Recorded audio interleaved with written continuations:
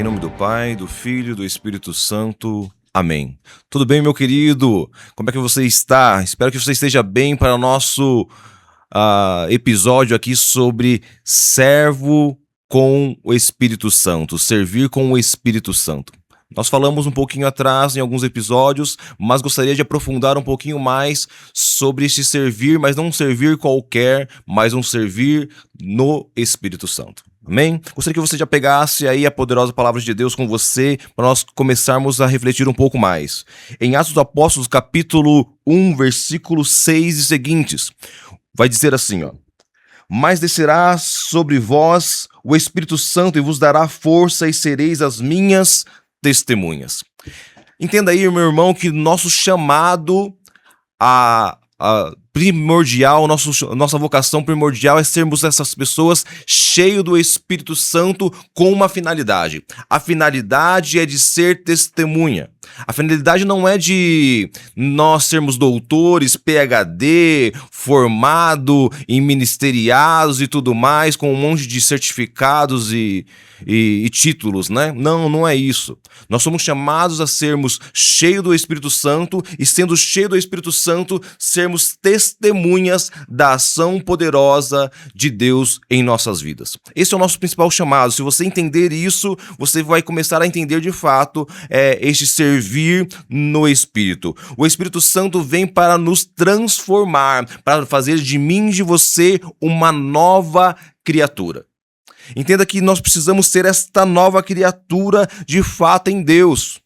Nós precisamos deixar que esse Espírito Santo comece a produzir em nós os frutos do seu Espírito.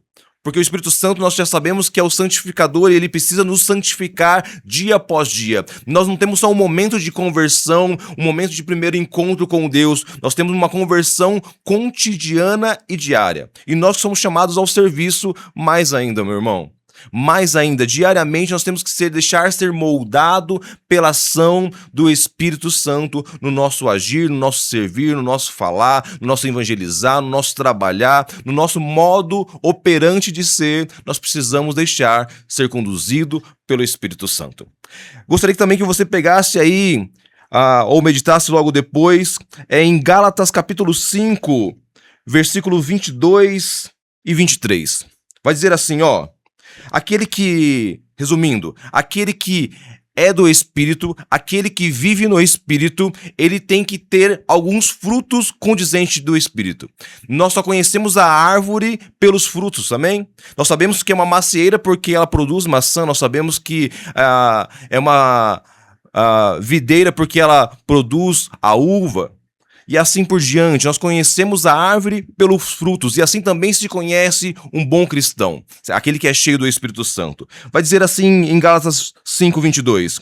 Ao contrário, o fruto do Espírito é a caridade, a alegria, a paciência, a afabilidade, bondade, fidelidade, brandura, temperança. Contra essas coisas não há lei.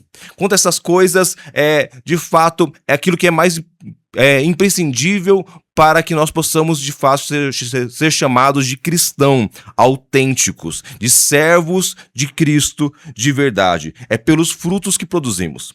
Muitas vezes, não sei se acontece aí no seu grupo de oração, no seu convívio dentro da igreja, mas muitas vezes alguns pseudos cristãos dizem que teve um encontro com Deus, recebeu o batismo no Espírito Santo, mas não produz fruto. Entrou no grupo de oração amargurado, rancoroso, querendo vingança, e continua assim. Começa pessoas que são impulsivas demais, raivosas demais, e não transforma, não muda. Aí a pergunta é: será que recebeu de fato o batismo no Espírito Santo? Será que de fato teve um encontro com Deus? Nós precisamos então ser servos como aqueles que andam no Espírito Santo e deixa ser moldado pelo Espírito Santo. Nós devemos buscar essas características daqueles que são autenticamente o cristão, né? Com esses frutos do Espírito Santo. Entenda que o maior milagre não é falar em línguas. O maior milagre não é ser curado de uma enfermidade física, por exemplo. O maior milagre não é você ganhar um emprego novo e ganhar muito dinheiro. Não, não é. Não é isso. O maior milagre é que nós possamos ser, de fato, essas pessoas transformadas pela ação do Espírito Santo em nossa vida. Este é o maior milagre. Sermos uma nova criatura. E é necessário que eu e você nos tornamos cada dia mais uma nova criatura. A imagem e semelhança daquele que é. Nós precisamos ser transformados e temos que estar abertos para esta transformação. De uma vez por todas, irmão. Nós precisamos, eu vou bater na mesma tecla de um vídeo atrás, nós precisamos ter mais e mais experiência e intimidade com Deus. Mais e mais experiência e intimidade com a pessoa do Espírito Santo. Mais e mais uma vida de oração de fato. Uma vida sacramental, irmão. Não tem como servir e não ter uma vida sacramental. Ter uma vida de oração. Não tem como servir e não deixar ser moldado e modelado pela ação do Espírito Santo. Entenda isso de uma vez por todas. Nós precisamos ser esse tipo de pessoa. Eu vou trazer aqui um exemplo de um ministério. O ministério de música, que é muitas vezes mais acessível e mais visível, né? Muitas vezes você está servindo, vou colocar o ministério de música, né? Mas pode ser qualquer outro ministério. Você está servindo, buscando uma grande performance dentro do seu ministério. Ou mesmo na pregação ou qualquer outra. Ser um grande performático, né? Fazer uma grande performance, um solo ungido, cheio de não sei o que lá das quantas, uma pregação eloquente, e procurando performance. Meu irmão, nós não somos chamados, aquele que anda com o Espírito, aquele que é um servo de fato conduzido pelo Espírito Santo, não procura performance, ele procura verdade, irmão. Ele procura verdade, ele procura intimidade. Ele precisa, de fato, buscar a essência do que é servir no Espírito Santo. A primeira característica, nós precisamos ser aqueles que é o primeiro a adorar. Nós precisamos buscar a característica de ser aquele que vai escutar. Buscar a característica daquele que vai... E aí, então, nós adoramos, escutamos e assim nós ministramos, e assim nós servimos, e assim nós tocamos, e assim nós pregamos. Mas porque ele adorou primeiro, porque ele escutou a voz do Senhor primeiro, para que depois ele possa ministrar, para que depois ele possa, de fato, exercer o seu ministério e o seu serviço dentro do grupo de oração. Sem adoração ao Senhor, né? Sem vida de oração e sem uma escuta, você vai em nome de quem? Você vai fazer o quê? Né? Nós precisamos então entender que servo é aquele que primeiro adora o Senhor, escuta e aí então ministra. Nós precisamos entender isso. Eu trouxe também para você algumas dimensões de um chamado ministerial, né? O chamado ministerial é aquele chamado que nós já sabemos que é um chamado da santidade, sim, a vida sacramental, a confissão frequente e a intimidade com a pessoa do Espírito Santo. Ou você deixa para rezar em língua só quando é o dia do seu grupo de oração. Ou você deixa para ouvir e meditar a palavra de Deus só no dia do seu grupo de oração. Ou você deixa para se entregar no louvor só quando você está à frente ministrando uma música. Nós precisamos ser, antes de ser ministros, nós precisamos ser adoradores. Antes de sermos servos, nós precisamos ser discípulos. Sentar ao pé do mestre. Nós precisamos deixar ser discípulos. Primeiramente, antes de qualquer outra coisa. A segunda dimensão é a dimensão ao chamado do serviço, que nós já sabemos, mas não um serviço de qualquer maneira, meu irmão. Este serviço requer obediência, comunhão, disponibilidade, pontualidade e disciplina. Não dá para servir de qualquer jeito. Como é que eu posso dizer que eu sirvo conduzido pelo Espírito Santo, mas eu não tenho pontualidade, eu não tenho disciplina, eu não tenho disponibilidade para as coisas de Deus, eu não tenho obediência com a coordenação, eu não tenho comunhão com as lideranças. Não, é tudo do meu jeito, da minha forma, porque eu aprendi assim, porque na apostila está dizendo assim, porque tal coisa foi assim, pronto, é desse jeito. Nós precisamos ter esta docilidade no espírito. Nós precisamos ter essa docilidade. E ainda mais, né, uma outra dimensão que eu gostaria de trazer aqui para você, nós precisamos entender a dimensão do chamado profético que todo o ministeriado tem, todo servo tem. E nós precisamos ter, para desenvolver este chamado profético em nossa vida, nós precisamos ter uma sensibilidade espiritual. Nós precisamos ter a escuta da palavra. Nós precisamos, mais do que exercer o nosso ministério lá pregando, tocando, ou executando ele no dia a dia, nós precisamos viver ele na nossa intimidade dia após dia. Um exemplo, a intercessão. A intercessão, muitas vezes, você vai deixar para ouvir o que Deus tem para falar só na sua intercessão, só lá na reunião de intercessão, só no dia do seu grupo de oração? Não, meu irmão. Quando você chegar na reunião, por exemplo, de intercessão, na reunião de núcleo do seu grupo de oração, se você tem alguma liderança, alguma coordenação de ministério, quando você chegar lá, você já vai chegar, irmão, Deus já me falou no caminho sobre isso, isso e isso, Deus estava falando sobre esse ponto, Deus me chamou a atenção na palavra tal ao longo dessa semana, Deus tocou nisso, nisso e nisso, quando eu estava orando, o Senhor trazia ao meu coração essa emoção. Ou seja, não espera ali, meu irmão, num momento específico que o céu se rasgue e tudo aconteça de uma vez só, não. Não é assim que funcionam as coisas. Deus vai trabalhando diariamente e Deus vai fazendo, muitas vezes, no silêncio e na pequenez das coisas.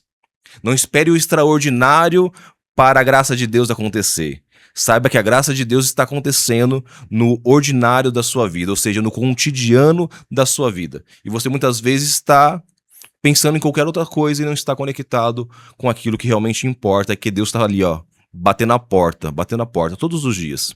Desde quando você acorda até quando você dorme. Deus está ali batendo na porta, querendo te dar uma mensagem, querendo falar ao teu coração, querendo te ensinar, querendo te conduzir. Nós precisamos ser homens e mulheres conduzidos pelo Espírito Santo. Precisamos deixar ser transformados de verdade, meu irmão. Ou seja, quem serve, ama. Quem serve, ama. Se você está servindo, meu irmão, é porque só se serve, ou melhor, só se ama aquilo que se conhece, já dizia São Agostinho, né? Só se ama aquilo que se conhece. E nós precisamos conhecer. O Rian trouxe aqui sobre algumas questões do Ministério de Formação, e nós só vamos amar, de fato, mais a Deus quando nós nos debruçamos, quando nós demandamos tempo, quando nós nos debruçamos a tentar entender, a conversar, a dialogar. Oração é isso, né? Um diálogo. Daí nós vamos conhecendo cada vez mais Deus vai se revelando a nós e mais Deus também vai revelando nós a nós mesmos. Mas nós precisamos então entender que para que eu possa servir de fato com amor aquilo que eu faço, eu preciso conhecer. Sirvo porque amo. Entenda isso. Sirvo porque amo. E só ama aquilo que se conhece. Segundo ponto, tem que entender que rezar porque nós precisamos permanecer em Deus. Nós precisamos permanecer em Deus. E permanecer é uma decisão diária, irmão. Com a graça e o auxílio, a força do Espírito Santo que nós lemos em Atos dos Apóstolos, capítulo 1, com esta força, com esse auxílio do Espírito Santo, nós temos a graça de permanecer. Mas permanecer também é uma decisão que eu e você precisamos ter diariamente, de ter esta vida de oração constante com Deus. Nós precisamos disso. Nós precisamos entender que a intimidade com Deus gera no servo autenticidade e autoridade ministerial. Repito, a intimidade com Deus gera intimidade e autoridade ministerial. Autenticidade. Sabe, isso faz toda a diferença em um servo. Deus não vai nos perguntar, qual servo é bom? É aquele que faz um monte de coisa, ou aquele que fez todas as formações, ou aquele que prega, aquele que já pregou pra multidão, pra 10 mil, aquele que pregou na canção nova. Não, não é isso, meu irmão. Servo é aquele que de fato tem intimidade, e a intimidade gera autenticidade, e a autenticidade gera autoridade ministerial. Isso faz toda a diferença. Isso separa dos homens dos meninos, né? Isso separa o joio do trigo. Isso, de fato, separa daquilo que é ser servo daquilo que não é. E nós precisamos servir e gerar frutos, irmão. Não podemos nosso servir ser estéril, infrutífero. Jamais, irmão. Misericórdia. Misericórdia. Nosso servir não pode ser infrutífero. Tem que gerar frutos. Frutos de virtudes, de valores, de princípios, de moral cristão, de transformação e santificação nossa, mas também gerar vida no outro. É para isso que nós servimos, meu irmão. Tem que gerar frutos em nós e no outro. Tem que gerar fruto. Todo o seu servir tem que sair de lá tem uma missão a ser dada da parte de Deus. E tem que ser cumprida a meta, né? A missão tem que ser executada. E a missão é gerar frutos. Ou na sua vida, ou simultaneamente na sua vida e na vida do outro. E quando gera na sua, automaticamente vai gerar na vida do outro. Como dizem algumas outras formações aqui que nós já tivemos, você é um espelho, você é um reflexo. Né? Você é aquela pessoa que está à frente, que as pessoas estão olhando e querendo seguir, e querendo acompanhar, e querendo imitar, e querendo crescer junto com você. Mas nós precisamos, então, gerar frutos, meu irmão. Não dá pra ser um servo e não ser testemunha. Mas, olha só, quando veio o Espírito Santo, que é a máxima da graça de Deus sobre a vida do cristão, quando veio o Espírito Santo, poderia vir para um monte de coisa, né? Mas ele veio com uma missão específica, de fazer de mim e de você testemunhas. Não fazer de mim e de você um pregador. Não fazer de mim e de você um ministro de louvor, um cantor, sei lá, qualquer outra coisa. Não, não foi isso. Ele veio fazer de mim e de você testemunhas. E nós devemos ter essa responsabilidade de sermos testemunhas assim como Deus quer. Não simplesmente ser aqueles... Antigamente tinha muito esse ditado, de nós não podemos ter uma vida e ser um contra-testemunho. Os antigos diziam muito isso, né? Não pode dar contra-testemunho não, irmão. E aí é cada cajado mesmo, né? Era banco, não podia nem servir, porque a minha vida não estava condizente com o evangelho, com a vontade de Deus e com o desígnio de Deus para aquele grupo de oração. Então eu não poderia ter uma vida dupla, meu irmão. Eu não poderia fazer uma coisa dentro do grupo de oração e fazer outra coisa fora. Eu não poderia dar conta testemunho. Deu conta testemunho, era banco, refletir, deixar que Deus lapidasse na nossa vida. E nós precisamos ter este zelo, este cuidado novamente, de não sermos contra testemunho, irmão. Não darmos contra testemunho.